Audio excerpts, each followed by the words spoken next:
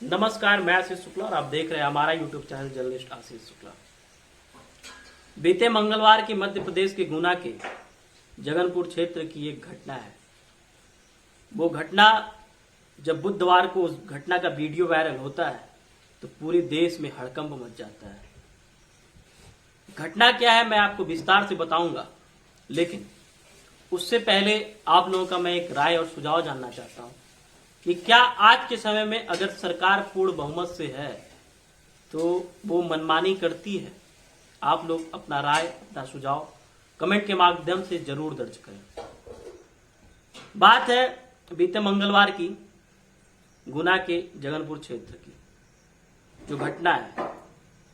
होता क्या है कि 20 बीघे जमीन की पे एक, पहले तो आप कह सकते हैं कि एक क्षेत्र का कुख्यात अपराधी कहिए या फिर माफिया कहिए, उसका कब्जा रहता है और वो फिर पट्टा दे देता है एक दलित किसान को 3 लाख रुपए में। 20 बीघे जमीन पर वो दलित किसान बुआई करता है, सब कुछ एक तरह से आप कह सकते हैं कि जो भी राशन के या फिर अनाज जो भी है वहां पे उपजाता है। इस बार भी जैसा कि आप सभी जान रहे हैं कि इस समय गांव में आप जाके देखेंगे तो धान की खेती चल रही है, रोपनी बोवनी जो भी कही जाए वो चीजें चल रही हैं, धान की फसल बोए जा रहे हैं। 2 लाख रुपए खर्च करके 20 बीघा जमीन पर इस बार भी किसान ने धान बोया, लेकिन बीते मंगलवार को प्रशासन ने उस पर जेसीबी चलवा दी। बात होती है 20 बीघे जमीन पर होता यह है कि काफी कुछ दिन पहले उसको आदर्श एक मॉडल टाउन विद्यालय के लिए उस जमीन को आवंटित कर दिया जाता है कि अब उस पर एक मॉडल टाउन विद्यालय बनवाया जाएगा। 20 बीघे जमीन उसके लिए घोषित की जाती है, जिस जमीन पर वो किसान खेती बाड़ी कर रहा है। वो किसान काफी दया क्षमा याचना भी करता है कि फसल हो जाएगी, मैं 2 लाख रुपए इसमें पूंजी लगाया हूं, उसके बाद मैं ये जगह खाली करा दूंगा। वैसे जो रिपोर्टें आ रही हैं, जो सूचना है उसके आधार पर तो जो विद्यालय के लिए जमीन आवंटित हुई है वो काफी समय हो गया, लेकिन प्रशासन शायद अभी जगह है,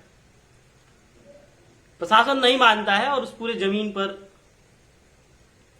जेसीबी चलवा देता है। जब ये घटना वो किसान देखता है तो वो कीटनाशक पी लेता है। कीटनाशक पीने के बाद जब वो देखती है उसकी पत्नी कि मेरा पति जो है, किसान जो है, कीटनाशक पी लिया, तो वो खुद कीटनाशक को वो फिर उसकी पत्नी भी पी लेती है। इस दृश्य के बाद जब उसके बच्चे देखते हैं तो बिल्कुल रोने लगते हैं, बिलखने लगते हैं कि आखिर हमारे मम्मी पापा को क्या हो गया। भाई छोटे छोटे मासूम बच्चे, उनको क्या पता। लेकिन जो मैं वीडियो देखा, आप लोगों भी देखे होंगे सोशल मीडिया पर, उसमें उस छोटे से बच्चे के ऊपर पुलिस कितनी क्रूरता से लाठियां बरसा रही है, वो कहीं ना कहीं दिल बिल्कुल एक तरह से आप कहते हैं कि पसीज गया उस वीडियो को देखने के बाद। आखिर पुलिस इतना बर्बर कैसे हो सकती है? कभी किसी माफिया को ऐसे मारी होगी क्या? आखिर जब पुलिस की इकाई इसीलिए बनी है कि जनता की सेवा करना, फिर ये स्थिति कैसे पनप गई? अगर अभी तक उस पर निर्माण कार्य विद्यालय का नहीं हुआ था, मॉडल टाउन विद्यालय जो भी कहें आप, जिसके लिए आवंटित हुआ था, तो क्या 6 महीने प्रशासन और नहीं रुक सकता था क्या?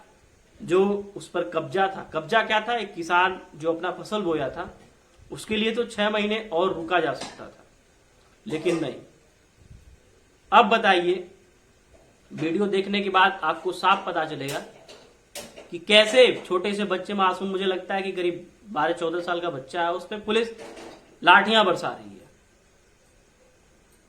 ये कहीं ना कहीं एक तानाशाही रवैया है। खैर, जब ये घटना लोगों के बीच आई, ये जो वीडियो वायरल हुआ, तो शासन प्रशासन में पूरी हड़कंप मच गई। जो वहां के शिवराज सिंह चौहान मुख्यमंत्री है मध्य प्रदेश के, जिनको मामा के नाम से जाना जाता है, जब उन्होंने इस घटना के बारे में उनको जानकारी हुई तो उन्होंने वहां के आईजी और डीएम को तत्काल प्रभाव से निलंबित किया। अब अगर आप सवाल करेंगे या फिर सोचेंगे, बुद्धिजीवी हैं, तो जरूर सोचना चाहिए कि आखिर एक डीएम, एक एसएसपी, एक एसपी जो बड़े पोस्ट पर आसीन होते हैं, आखिर वो बिना पढ़े लिखे तो नहीं पहुंच जाते हैं। आखिर उस किताबी ज्ञान का क्या महत्व है जब आप लोगों की भावनाओं को भी नहीं पढ़ पा रहे हैं। कहीं ना कहीं ये चीजें एक समाज को आईना दिखाती है कि आज के समय में शासन और प्रशासन पूरी तरीके से तानाशाही हो गई है। जिसकी सरकार है उसकी पुलिस है, उसकी सब व्यवस्था है, उसका सब न्याय है। यही सत्य आज के समय में। लेकिन क्या है, निलंबन कितने दिन के लिए होगा, फिर उनकी बहाली हो ही जाएगी। लेकिन इससे जो समाज है, जो देश है, उस पर इसका बहुत बुरा प्रभाव पड़ेगा। घटना उन मासूम बच्चों से नहीं जुड़ी है, वो देश के भविष्य से जुड़ी है। कहते हैं कि बच्चों के मन मस्तिष्क पर जो छवि जिसके लिए भी एक बार बन जाती है तो उसको फिर मिटाया नहीं जा सकता है। आखिर वो बच्चे, मासूम बच्चे, पुलिस के बारे में उनकी क्या मनोदशा बनेगी। अगर कल को वो कुख्यात अपराधी बनते हैं तो उसका जिम्मेदार कौन होगा। समाज के अभिन्न अंग होने के नाते हमारा आपका दायित्व है, कर्तव्य है कि समय पर सरकार, शासन प्रशासन को सचेत करना। इस वीडियो बनाने का मेरा कोई बहुत बड़ा उद्देश्य नहीं था। मेरा उद्देश्य मात्र इतना था कि आखिर बड़े पदों पर आसीन उच्चाधिकारी जो किताबी ज्ञान से तो उच्च पद पर आसीन हो जाते हैं, लेकिन जो उनको नैतिक और मौलिक और जो सामाजिक ज्ञान होता है, होना चाहिए, वो उसमें वो पूरी तरीके से कहीं ना कहीं शून्य है। अगर थोड़ी सी भी दया, मानवता और ममता होती तो उन मासूम बच्चों के ऊपर कभी लाठीचार्ज नहीं होती। थोड़ी सी भी मानवता होती तो 6 महीने का मोहलत जो है वो दे दिया गया होता। अच्छा, आप कभी देखे होंगे, अगर आप लिस्ट उठा के देखें, देश में तमाम ऐसे अपराधी हैं, ऐसे तमाम अपराधी हैं जिनके सभी कारनामे सरकार, पुलिस के सामने है, लेकिन उनकी 1 इंच भी गिराने ढहाने के पहले आखिर पुलिस इतना क्यों सोचती है, क्यों विवश हो जाती है। वहीं एक किसान की जमीन जिससे उसकी रोजी रोटी चलती है, जिससे उसका और उसके परिवार का पालन पोषण होता है, 20 बीघे खेती पर चावल की खेती पर अगर जेसीबी चला दी जाती है और नाम दिया जाता है कि अतिक्रमण हटाने के लिए, तो कहीं ना कहीं ये समाज, ये जो शासन और प्रशासन है, उसके ऊपर सवालिया निशान खड़ा होना स्वाभाविक सी बात है। सरकार को, शासन को, प्रशासन को सोचना चाहिए कि आखिर हम जो कार्यवाही कर रहे हैं, हम जो निर्णय ले रहे हैं, उससे समाज के व्यक्ति या फिर समुदाय, किसी को भी ऐसी तकलीफ ना हो जिससे आने वाले समय में मुझे उसका या फिर समाज को जवाब देना पड़े। आज जगनपुर क्षेत्र के डीएम और एसपी कटघरे में खड़े हैं, सवालिया निशान है उनके ऊपर, आपकी शिक्षा व्यवस्था पर, आपके तमाम चीजों पर कि आखिर आपने अभी तक अपने ड्यूटी पीरियड में क्या सीखा।